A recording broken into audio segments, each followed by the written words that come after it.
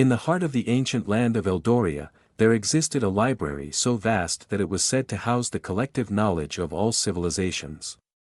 This grand structure, known as the Library of Solara, was built upon the wisdom of countless generations. Its towering shelves held scrolls and books that chronicled the histories, myths, and secrets of the world. But more than that, the library was home to the Scribes of Solara, a secretive order of scholars who held the power to define reality itself. The scribes were no ordinary scholars. They believed that words had the power to shape existence, and definitions held the key to controlling that power. They spent their lives crafting definitions with utmost precision, knowing that the way something was defined could alter its very nature.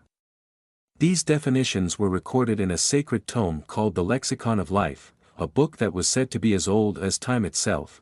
Among the scribes was a young apprentice named Arin. Arin was a diligent and curious student, always eager to learn and uncover the mysteries of the lexicon. He had been taken in by the scribes as a child, after being found abandoned at the steps of the library. Though his origins were unknown, Arin showed an exceptional aptitude for the art of defining. One day, while studying in the deepest recesses of the library, Arin stumbled upon a hidden chamber. This chamber was unlike any other in the library. It was dimly lit, and the air was thick with an ancient, almost magical energy. At the center of the chamber lay a pedestal, and upon it rested a small, weathered book bound in leather. Its title, embossed in faded gold, read, "The Codex of the Defined." Intrigued, Arin carefully opened the book. To his astonishment, he found that the pages were filled not with definitions, but with stories. Each story told of a person or creature whose life had been irrevocably changed by a single definition. As Arin read, he realized that these stories were about real beings, defined and redefined by the scribes throughout history. One story in particular caught Arin's attention. It was the tale of a girl named Lyra, who lived in a distant village plagued by darkness. According to the Codex, Lyra had been defined by the scribes as a beacon of light in a world of shadows. This definition transformed her into a being of pure light, capable of driving away the darkness that threatened her village. But with this power came a curse. Lyra could never leave the village, for her light would extinguish if she did. Arin was captivated by Lyra's story. He felt a strange connection to her, as if their fates were intertwined. Determined to learn more, Arin sought out Master Lyra, the oldest and wisest of the scribes. Lyra was a venerable figure, with a long white beard and eyes that seemed to hold the secrets of the universe. "Master Lyra," Arin began, "I have discovered a book called the Codex of the Defined.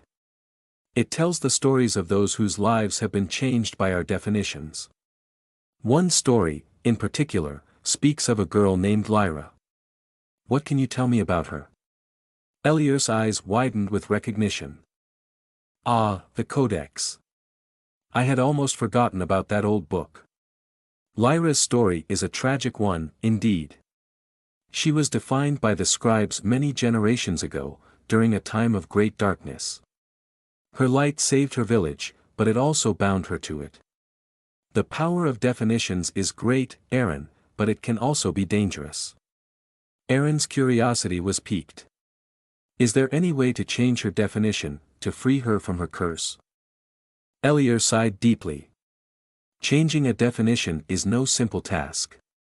It requires great wisdom and understanding of the balance between words and reality.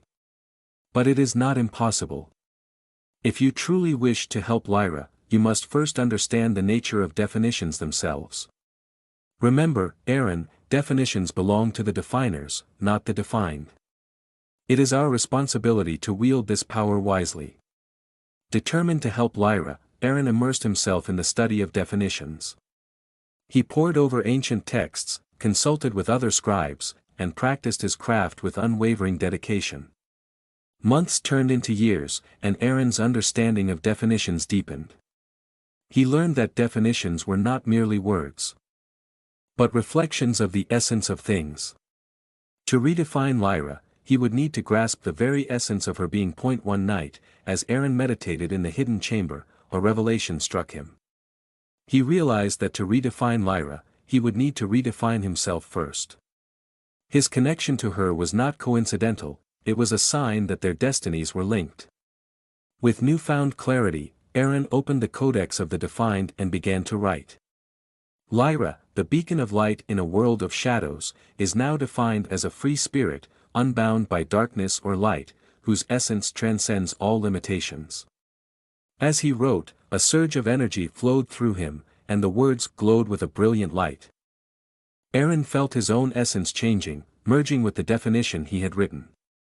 He knew that this was the moment of truth. With the Codex in hand, Arin set out on a journey to find Lyra's village. After weeks of travel, he arrived at a place shrouded in perpetual twilight. The villagers were wary of outsiders, but Arin's presence seemed to bring a sense of hope. He asked to meet Lyra, and they led him to a small, humble house at the edge of the village. Inside, Arin found Lyra, her form radiant but weary. She looked at him with a mixture of curiosity and resignation. "Who are you?" she asked. "I am Arin, a scribe of Solara," he replied. "I have come to redefine you, to free you from your curse." Lyra's eyes widened with disbelief. "Is that even possible?" "It is," Arin said with conviction. "But it requires your acceptance. You must be willing to embrace a new definition, one that transcends the limitations placed upon you." Lyra hesitated for a moment, then nodded. "I am ready." Arin opened the Codex and read aloud the new definition he had written. As the words filled the air, a brilliant light enveloped Lyra. Her form began to change, becoming more ethereal and radiant. The darkness that had plagued the village started to recede, and for the first time in generations. The sky cleared, revealing a brilliant sun. Lyra looked at Arin with tears of joy. "Thank you," she whispered. "I am free." As the villagers celebrated their newfound freedom, Arin felt a sense of fulfillment and peace.